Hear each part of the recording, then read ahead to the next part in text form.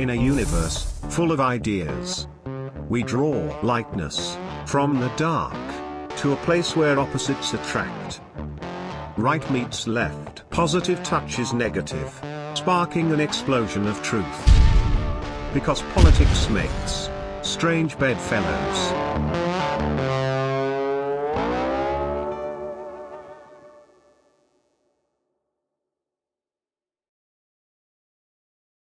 That's a sweet new intro. All right. Welcome to Strange Bedfellows. Welcome, everybody. Obviously, you know me. I'm Lori Spencer, and you know Rick very well. And the idea of the show, if you didn't get a chance to catch our first 4 episodes over on the Scott Ritter channel, the idea of this show is to bring people together who would normally be on opposite sides of the political fence, who might otherwise be fighting with each other, and get them together and actually find some points of agreement. Sometimes we find when we sit down and talk to someone who we think is our enemy or our opposite, that we agree more than we disagree. So tonight, I wanted to bring in a very, very dear friend of mine. Hey, Paul. Hey. Folks, I want you to meet my dear friend, Paul Davies, who's right here in Oklahoma with me. And Paul is, man, what a great life story he's had. You're going to enjoy getting to know him. I should preface this conversation by saying I've known Paul for 40 years. About probably maybe longer than that. Probably even longer than that. 40 years is a conservative Long time, estimate. yeah. And we've been the best of friends, and we still are. And our politics sometimes takes us in completely opposite directions, but we never let that get in the way of our friendship. And Paul and I have the greatest conversations about politics and some really passionate debates. And then we hug and we're friends at the end, and it's awesome. And Paul is the, he's the precinct chair for your local Republican Party, right, Paul? That's right. Yeah, I am. And what's the county where you live? It would be McLean County. McLean County? In Newcastle. That's right. That's right. And he is the biggest Trump fan I've ever met. And I've known some big Trump fans, but when I tell you that Paul is a big Trump fan, we're going to show you some examples of that.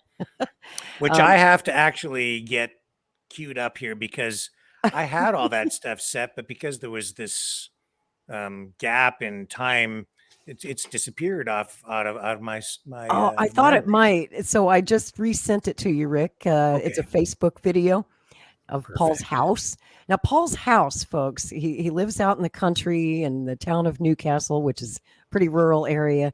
And Paul has his whole house and his garage like dolled up with all the coolest Trump memorabilia. If you're a Trump fan out there, you would not believe the collection that this guy has. And so while Rick's trying to find it, would you tell us, Paul, a little bit about how you fell in love with Donald Trump and how long you've been supporting Donald Trump? Well, I mean, honestly, before he ran, I thought he was an arrogant asshole. Can I say asshole? You can say whatever you want. I thought he was an arrogant asshole. I couldn't stand him. Personally, I couldn't stand him. Never watched The Apprentice ever. And when he announced he was running, I was like everybody else, yeah, whatever, dude. Like, really? Joke. And the more he talked about what he stood for, America First really rang with me. And I really resonated with it. And the more he talked, the more I liked him. And I know he's a bully, but sometimes you need a bully in there to get things done. But I just listened to him more and more, and I started liking him a lot more. And I became a super mega fan, I guess. And that was like when he first ran and back in 2015? Yeah. 2015, yeah. Yeah. Was it automatic for you? Like when he came down the escalator and made that first speech, did he just grab you or? No, like everyone else, I thought it was a joke. Like, Ross Perot running. Yeah, good luck. And then he started talking about things, the border and other things. And I really liked him. I liked the fact that he was not part of the inside government, that he was an outsider. I did like that. Yeah. Yeah, that's one of the things I liked about him. I should say that I supported Trump in 2016, 2015, 2016. Yeah, I was going to say our politics were pretty much the same there for a little while. That's right. And I liked him because he was an outsider, because he wasn't a politician, and because he was funny, and because he liked to break stuff. Yeah. The guy promised he was going to drain the swamp, and I said, heck yeah. And he said, I love WikiLeaks. And I said, heck yeah, because I've been a supporter of WikiLeaks since the very beginning of WikiLeaks. And I loved that, he said these things. Unfortunately, though, he lost me once he got into the White House and had Julian Assange arrested and is prosecuting him under the Espionage Act and never pardoned him, even though he was given many opportunities to do so. He lost me right off the bat when he, said that he would free the JFK files, right? He was going to release all those still classified secret files about the Kennedy assassination. And then he got a lot of pressure from the FBI and CIA, and he backed off and he didn't do it. And he did that twice. He kicked the can down the road. Yeah. There were a lot of reasons why Trump lost my support while he was president. I understand that. Yeah. I'm sure you do. And I know you do, because we've talked about it privately. Talked about it. Yeah. Yeah. But, I really wanted to show everybody just how serious you are about your Trump fanboyism. Folks, this is Paul Davies' bathroom. Take a look. I know. I was always told to pick a side, and I haven't figured it out yet. So.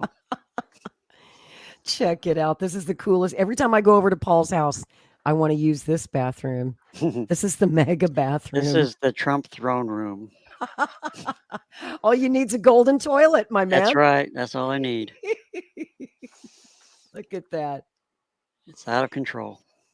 I love it. And how long have you been putting this thing together? Has this been a project for several years? I had the Oklahoma City Thunder up there, and they kind of made me mad. So I took all that down. And about 3 years ago, I started putting Trump up there. Check it out. I mean, Trump everything. Don't mind that man in the mirror. Where do you even get like a Trump commode lid cover thing? Amazing. Amazon is amazing. You can find just about everything on there. Wow. You found that on Amazon? Right. I thought you custom made that. No, I'm not that And good. it looked like you had are those autographed pictures of Trump on the wall? No, one was his inauguration letter. And the other one was one I made with him with his signature. The one on the left is Rush Limbaugh. That is the signature. Yeah, I thought that was Rush Limbaugh. Yeah, it was. And you've been a Rush fan for as long as I can remember. Since he got on the air. Yeah. Oh, yeah. Yeah. So I want to go back in time to, have you been a Republican all of your life? Always been a conservative? At first I think it was, how you're like when your dad, you're trying to be the opposite. Yep. He liked the Pittsburgh Steelers, so I had to like the Dallas Cowboys. He was a Democrat, so I had to be a Republican. And that kind of drove me. I used to say, we should vote for Nixon again. He'd just shut up. You were a rebel Republican. I was pretty much an anti-government rebel Republican. I just didn't know it. That's right. Well, I remember back in the 80s that, of course, you supported Ronald Reagan wholeheartedly then. Yeah. But my politics was kind of middle of the road back then. And now that I see how bad the government is, there's no middle of the road anymore, period. That's right. That's right. And I guess that's why you're sticking with Trump, right? Because he's going to drain the swamp this time? I know Trump, he was in, see, people talk about stuff all the time, and then they get in there and they change. And he did change a few things, but for the most part, he did what he said he was going to do. I think he got in there and he realized he was over his head. Yeah. I'm going to have to hire some of these government flunkies to know what I'm doing. And I think that's why he did that. And I think he got some bad advice on not firing who he should have fired earlier. But I just think that the anti-government thing is my thing. I just, I didn't, like I said, I didn't realize how bad the government was till he took it over. Now, that's the one thing I love about Trump. He did expose how bad it was. Yeah, that's what I liked about him too. And I sometimes think that Trump was just kind of like some truth accidentally fell out of his mouth. Or sometimes he told more truth than his advisors Yeah. wanted him to tell. And I don't know if he meant to do that or if it just kind of slipped out. But sometimes Trump was remarkably honest. He was honest to a fault. He should have. Right? There's a lot of times he'd say something, tweet something, and be like, "Oh, shut up! Don't do that. Just be quiet, and don't be arrogant." And the guy was a jerk. He was an ass, but I love him. To me, he was a great president. Like I said, everybody in Europe feared him. They didn't know what he was going to do. He was a maverick. He was a wild card, so they didn't mess with him because they had no idea. Joe Biden, they know what he is. So I think that's the big difference. Well, that's a good point. I mean, that may be how he managed to smooth things over with North Korea. I did really like what he did with North Korea when he made the trip over there. First American president since the Korean War to actually go to the demilitarized zone, and to shake the hand of the North Korean leader. Yeah, I think that's what he does best. He'll sit there and threaten you with whatever he threatens you, then turn around and be your friend. After he threatened him for months on Twitter and calling him Rocket Man, and I've got a bigger rocket than you do. It's funny, when he met him, did you know he gave him a copy of Rocket Man? No. The song? Yeah, he did. The song? Yeah. And I love he didn't know what it was about. He had no idea. I guess he didn't hear that Rocket Man before, but yeah. It's funny. Kim had never heard the song Rocket Man. Apparently, he had no idea what it's about. I don't know. Wow. So that's awesome. That's funny. Well, there was hope that, we could maybe finally have peace on the Korean Peninsula. And of course, John Bolton and Mike Pompeo and those around Trump quickly sabotaged any hopes for that after his North Korean trip. Yeah, he had some bad advisors. I'm going to say that. And who hired those bad advisors? I know, but I think he had bad political advice too. I don't think he knew what he was doing when he got in there. And obviously, how would you know? You got so much to do. Pretty much, it was probably overwhelming, and he probably just did what some of his advisors told him to do. Hey, you need some insiders to know the system. You can't hire a bunch of outsiders. They don't know how to work the system. Can't drain the swamp without hiring the swamp? Is that the logic? Some of the swamp that you can trust. The other trust, I mean, I don't know what you can trust, though. That's the thing. Who do you trust in the swamp? Nobody. I don't know. Nobody. And that was my complaint about Trump. My critique was that he put his trust in all the wrong people. I thought he was smarter than that. Yeah. Well, I think he's pretty smart, but politically, I think he learned a lot. He is. And I don't know. To me, he's done 4 years. He did a great job. Best president I've known in my lifetime. To me, anyway.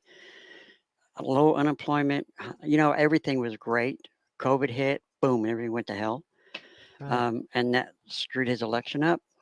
And there's like 100 Republicans trying to run now, which is good for Trump. The better for him. They'll take away the votes of everybody else. But I know him. I would vote for him again just because I know he can do the job. DeSantis, I like him, but I don't think he's ready for prime time yet. In your precinct, I'm curious, since you talk to other Republicans, here in Oklahoma, I know this is Trump country.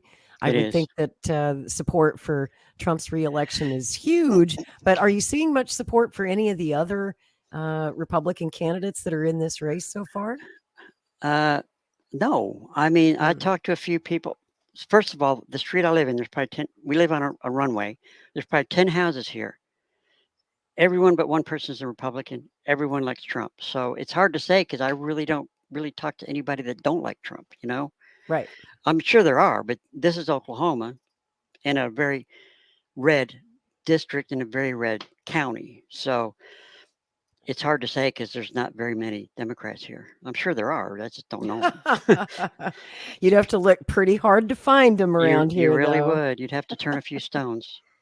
Yeah. This is a very red state. And yet, when you were growing up, we were still a blue state for most of the 20th century. Yeah. Oklahoma was a strongly Democrat state back in the years of President Kennedy, of course, and in the 1960s. Oklahoma was solidly Democrat, and that all changed really started to change during the Carter administration around the midterms of 78 and then the big election of 1980 when the whole country went red. That's pretty when much. Texas and Oklahoma flipped or started to. And I think they went you more know. conservative, and they Yeah. just went more conservative as it went along. Mhm, I think you're mhm. right. Yeah. And so I think that Trump certainly is going to win Oklahoma Oh, handily yeah. I think he, yeah. in next year's election. I mean, did you know that Oklahoma, I could be wrong, but my facts, I believe, what I've read is that, and if it's on the internet, it's right, correct? It's not wrong. That's right. That Absolutely. Every time. Oklahoma has not, there hasn't been one blue county in Oklahoma since 2000. Every presidential election has been, every county's been red. So All I think 77 that's, yeah, counties. I think Yeah, that's why we're the reddest state in the union. that's right. Every So county. I have to ask you, what are your thoughts about my guy, Robert F. Well, Kennedy Jr.? I'll I even say wore my shirt today so we could do battle. I will say the guy's got some hellacious abs. He can do some push-ups. Yeah, he's I got mean, some hellacious cojones too I, to say I the things that he's wish, I saying.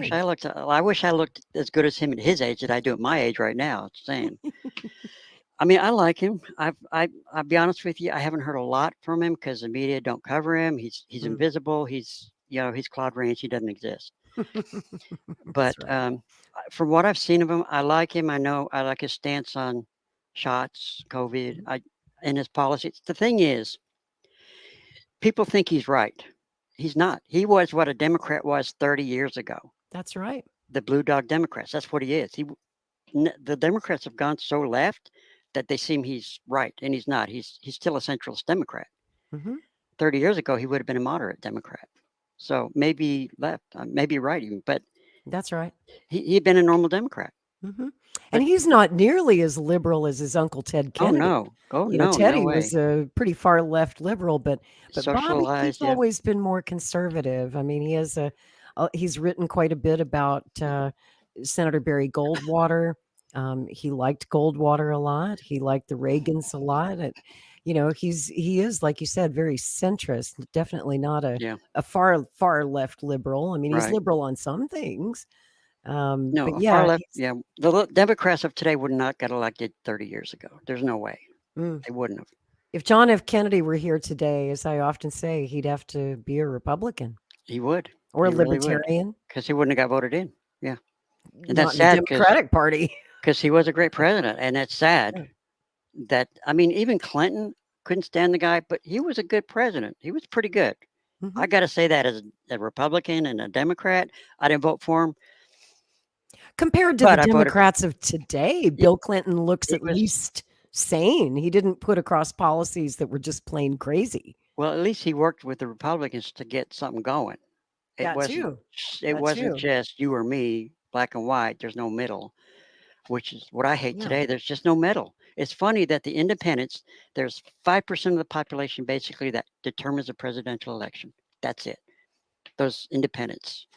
Democrats are going to vote Democrats. Republicans are going to vote Republican. It doesn't matter how bad the economy is and what a joke Biden is. They're still going to vote for him because he's a Democrat, and that's sad. It You know, is. the days of Reagan when he won 49 states, you'll never ever see that again. I'm telling you.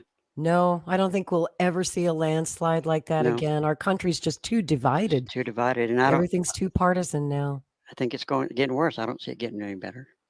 It But is people, astonishing, isn't it, that Democrats are going to go vote for Joe Biden I know, anyway, despite as the fact bad that as he's he is, visibly unwell. He's not in his and right mind. He's not healthy.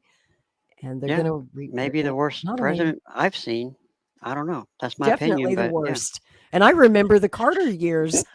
So do Yeah, you. I thought that was bad. Now I'm thinking I want the Carter years. Now, yeah, the Carter years look pretty good by I mean, we comparison went now from a great economy with Trump, then we went to this. to this. This is a joke. Just like that. I mean, Just that's why like they call Joe the quicker fucker Yeah. upper as because soon as he got in office, he started writing 100 or so things on his desk and Yep. screwed everything up that Trump did. He screwed up things that Trump did just because he was a jerk because Trump did it.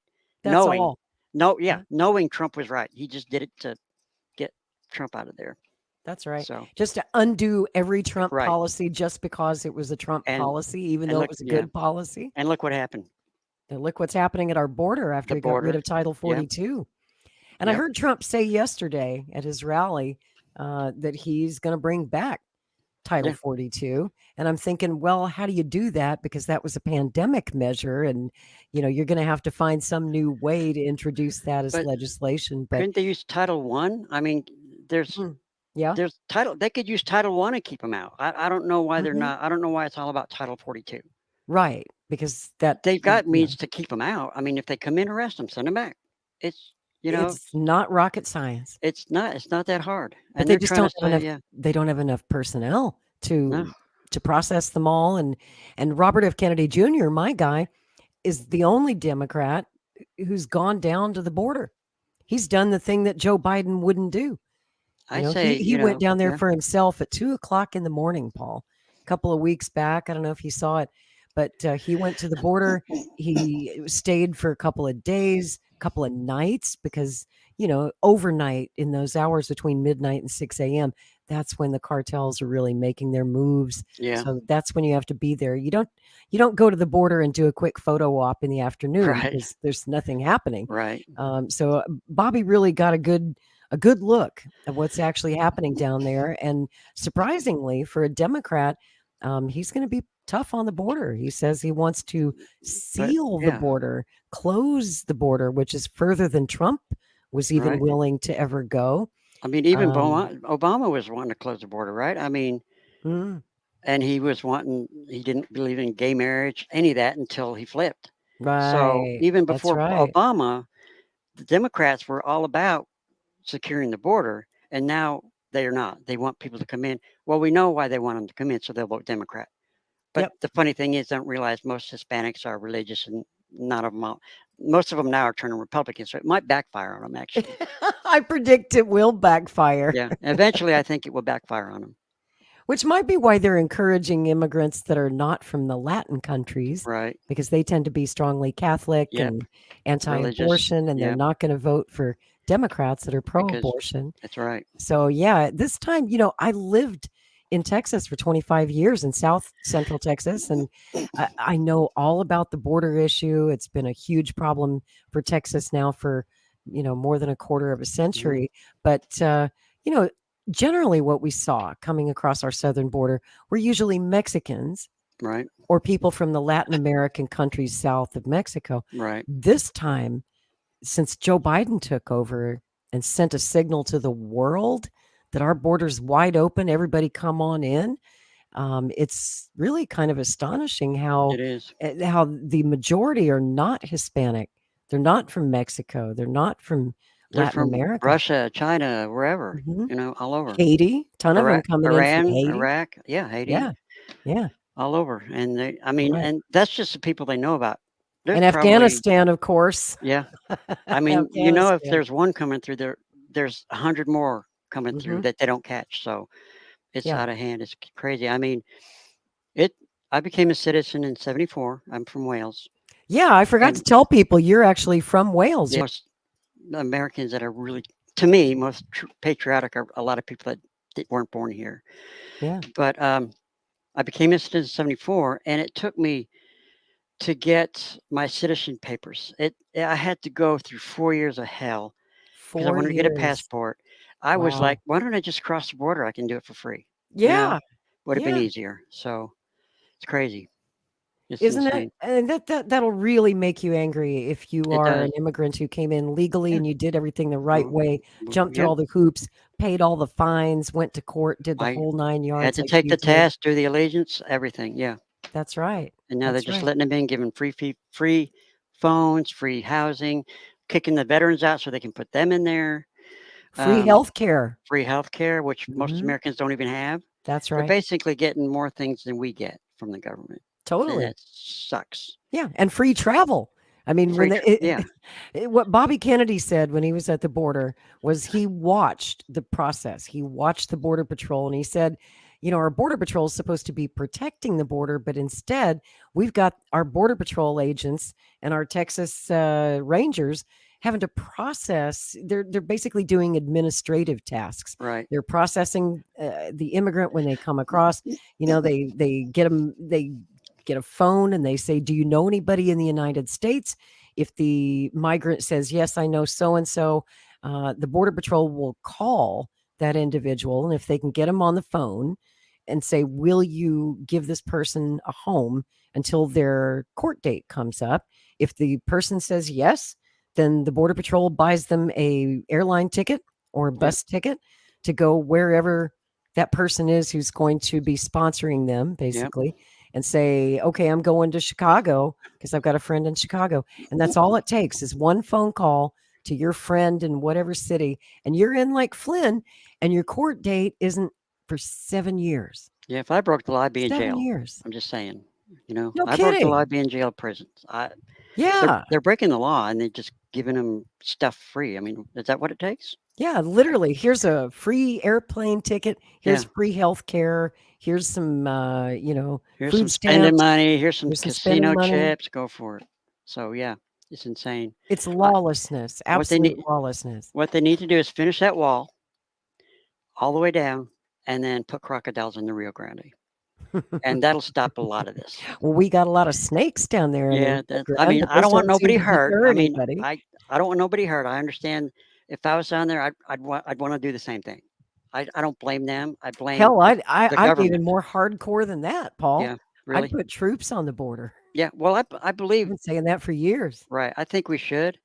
I'm just saying I understand why they want to come here, but just because they want to come here doesn't mean they should come here.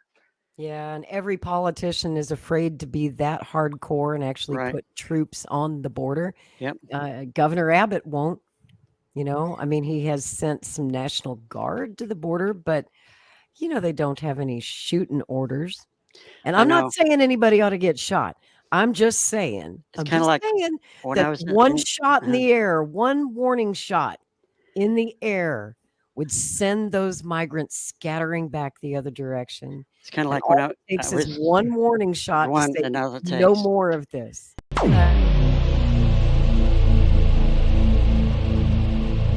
This has been a Maverick Multimedia production.